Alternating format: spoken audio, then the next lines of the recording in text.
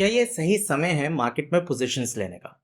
दोस्तों, ये वीडियो मैंने स्पेशली बिगिनर्स के लिए बनाया है। इस वीडियो में हम दो सबसे इंपॉर्टेंट चीज़ें समझेंगे। पहला, क्या ये राइट टाइम है मार्केट्स में एंट्री लेने का?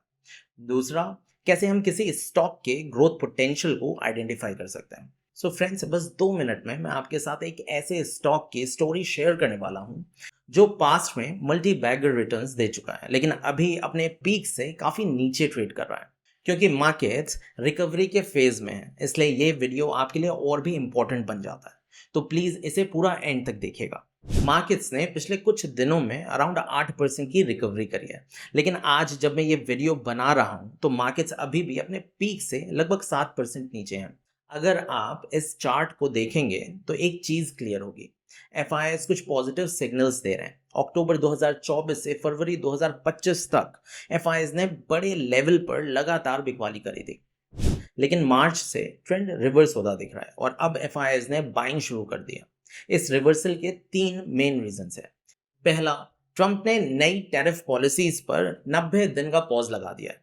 दूसरा, आरबीआई ने शॉर्ट स्पैन में दूसरी बार रेपो रेट कट किया है। रेपो रेट के बारे में अगर आपको और डिटेल में समझना है तो आप मेरे इस वीडियो को देख सकते हैं, जिसमें मैंने इसको सिंपल तरीके से एक्सप्लेन किया है। इसके बाद तीसरा फैक्टर है इंडियन स्टॉक मार्केट का करंट पीई रेशियो, जो इस समय 23.71 है और अपने 5 ईयर के एवरेज पी रेशियो के कंपैरिजन में काफ़ी फेयर लग रहा है। तो फ्रेंड्स, इन इंडिकेटर्स के बेसिस पर मुझे लगता है कि अब मार्केट में पोजीशन लेने का सही समय है। और इसी पॉजिटिविटी के साथ चलिए चलते हैं वीडियो के दूसरे मेन टॉपिक की तरफ, लेकिन उससे पहले एक छोटा सा डिस्क्लेमर। अब आइए बात करते हैं अपने सेकंड सेगमेंट की, जो है एक small cap company brand concept. इस वक्त जब मैं ये वीडियो बना रहा हूं तो ब्रांड कॉन्सेप्ट अपने पीक से लगभग 65% डाउन है। लेकिन ध्यान देने वाली बात यह है कि मार्च 2022 से जनवरी 2024 के बीच में सिर्फ 672 दिनों में इस स्टॉक ने इन्वेस्टर्स को 1175% का वूपिंग रिटर्न दिया था। और दूसरा एक इंटरेस्टिंग फैक्टर ये है कि एस इन्वेस्टर्स आशीष कचौलिया ने भी इस कंपनी में इन्वेस्टमेंट किया हुआ है। तो चलिए अब समझते हैं ब्रांड कॉन्सेप्ट के बिजनेस मॉडल को। 2007 में एस्टैब्लिश्ड ब्रांड कॉन्सेप्ट एक लाइफस्टाइल एक्सेसरीज और फैशन रिटेल कंपनी है। इसके प्रोडक्ट्स 3 ब्रॉड कैटेगरी में सेग्रीगेटेड है। पहला, ट्रैवल गियर जैसे लगेज, ट्रॉली एंड बैकपैक। दूसरा, मेंस बेल्ट एंड वॉलेट्स। तीसरा, विमेन हैंडबैग्स। तो ये कंपनी एक लाइसेंस्ड बेस्ड मॉडल में ऑपरेट करती है।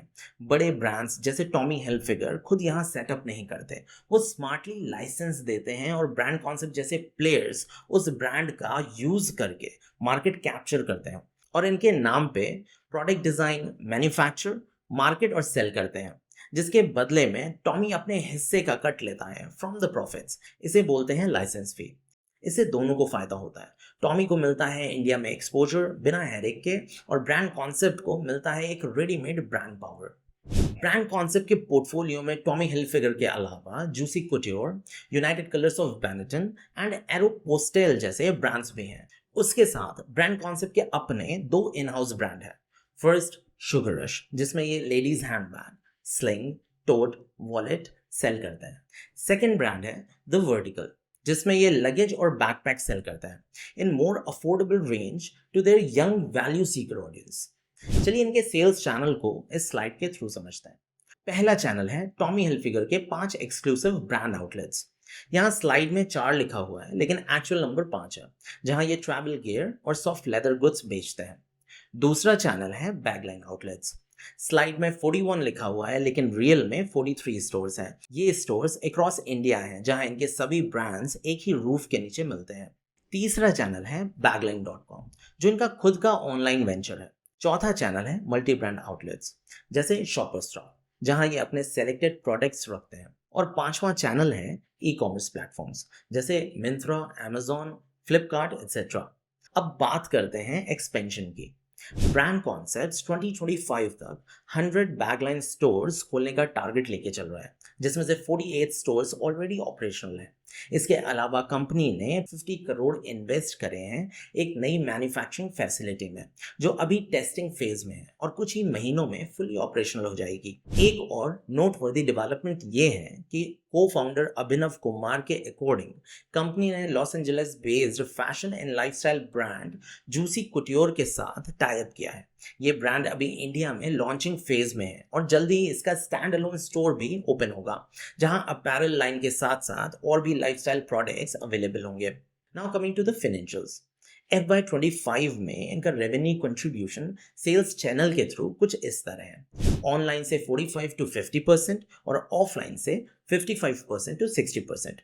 इनकी 5 years कंपाउंड सेल्स ग्रोथ काफ़ी इंप्रेसिव रही है with 25% and compound profit growth भी 32% है। However, recent performance में weakness दिखी है।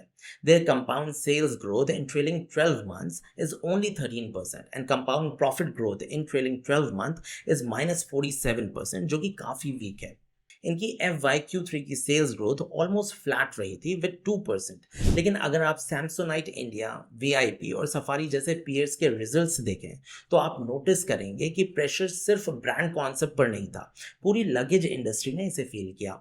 So I hope यहाँ तक you understood its business model pretty well and a little bit of its recent financial performance too. अब समझते हैं वो key strengths जो कि इस स्टॉक को इन्वेस्टमेंट के लिए एक स्ट्रॉन्ग कंटेंडर बनाते हैं। ब्रांड कॉन्सेप्ट का सबसे बड़ा कंपैटिटिव एडवांटेज उसके यूनिक बिजनेस मॉडल में है, जहां वो ग्लोबली रिनाउंड और एस्पिरेशनल ब्रांड्स जैसे टॉमी हिलफिगर के एक्सक्लूसिव लाइसेंस होल्डर है। ऐसे प्रीमियम ब्रांड को इंडियन मार्केट में एस्टैब्लिश करना कोई छोटी अचीवमेंट नहीं है। ये स्ट्रॉन्ग ब्रांड बिल्डिंग कैपेबिलिटी और डीप मार्केट अंडरस्टैंडिंग दिखाता है। ब्रांड कॉन्सेप्ट का सेकंड मोट है इनकी visionary leadership. Prateek Maheshwari, a seasoned expert in brand licensing and fashion gear, and Abhinav Kumar, x Tommy Hilfiger marketing head, जिन्होंने इंडिया में मल्टीपल ग्लोबल ब्रांड्स लॉन्च किए। इन दोनों की स्ट्रेटेजिक विजन और ब्रांड बिल्डिंग एक्सपीरियंस ने ही ब्रांड कॉन्सेप्ट को प्रीमियम ट्रैवल गियर मार्केट में Pioneer बनाया है। हाँ, ये बात सही है कि ब्रांड कॉन्सेप्ट अपने रीसेंट कॉर्पोरेट रिजल्ट से एक्सपेक्टेशंस को पूरी तरह मीट नहीं कर पाया, लेकिन जिस तरह से उन्होंने अपना बिजनेस बिल्ड किया है और जैसे वो अपने वर्टिकल्स को एक्सपेंड कर रहे हैं, चाहे वो मैन्युफैक्चरिंग हो या नए इंप्रेसिव ब्रांड्स को पोर्टफोलियो में लाना हो, ये क्लियरली उनकी विजन और एग्जीक्यूशन कैपेबिलिटी को दिखाता है। आगे का पोटेंशियल भी स्ट्रॉन्ग लगता है क्योंकि ट्रैवल का क्रेज बढ़ रहा है और आज हर कोई स्टाइलिश और एस्पिरेशनल ट्रैवल गियर्स चाहता है, चाहे बैकपैक्स हो या प्रीमियम लगेज। इसके ऊपर से एक और क्लियर ट्रेंड है अनऑर्गेनाइज से ऑर्गेनाइज सेक्टर की तरफ शिफ्ट, और ब्रांड कॉन्सेप्ट इस अपॉर्चुनिटी को स्मार्टली कैप्चर करने की कोशिश कर रहा है। जैसे इन हाउस ब्रांड को ग्रो करना, नए स्टोर्स ओपन करना अक्रॉस फॉर्मेट्स, डिजिटल प्लेटफॉर्म्स पे फोकस बढ़ाना और ब्रांड की विजिबिलिटी को मार्केटिंग और एंडोर्समेंट के थ्रू पुश करना। लेकिन जैसे हर स्टोरी में हमेशा केवल पॉजिटिविटी नहीं होती, वैसे ही इस स्टोरी में भी कुछ रिस्क हैं। लेट्स डिस्कस इट्स की रिस्क। पहला, लाइसेंस कैंसिलेशन रिस्क। कंपनी का मेजर रेवेन्यू टॉमी हिलफिगर से आता है, तो कल को अगर टॉमी ने लाइसेंस रिन्यू नहीं किया तो इम्पैक्ट पड़ सकता है। लेकिन ये पार्टनरशिप ऑलरेडी 15 साल पुरानी है और एज पर द रिपोर्ट्स 2026 तक रिन्यू भी हो चुकी है। प्लस ब्रांड कॉन्सेप्ट एक्टिवली अपने इन हाउस ब्रांड्स को एक्सपेंड कर रहा है ताकि टॉमी पे डिपेंडेंसी कम हो सके। दूसरा, competition risk. VIP, Safari, American Tourister और सैमसोनाइट जैसे बड़े प्लेयर्स ऑलरेडी मार्केट में मौजूद हैं अपने मैमथ लाइक मैन्युफैक्चरिंग सेटअप्स के साथ, जिसकी वजह से वो डिस्काउंट गेम में ब्रांड कॉन्सेप्ट को इजीली हासिल दे सकते हैं। हाँ, उनका पोजीशनिंग थोड़ा अलग है, लेकिन कंपटीशन का प्रेशर तो है। तीसरा है सोर्सिंग कॉस्ट का प्रेशर। कंपनी ने अपने मैन्युफैक्चरिंग चैनल भी थोड़े शफल किए हैं।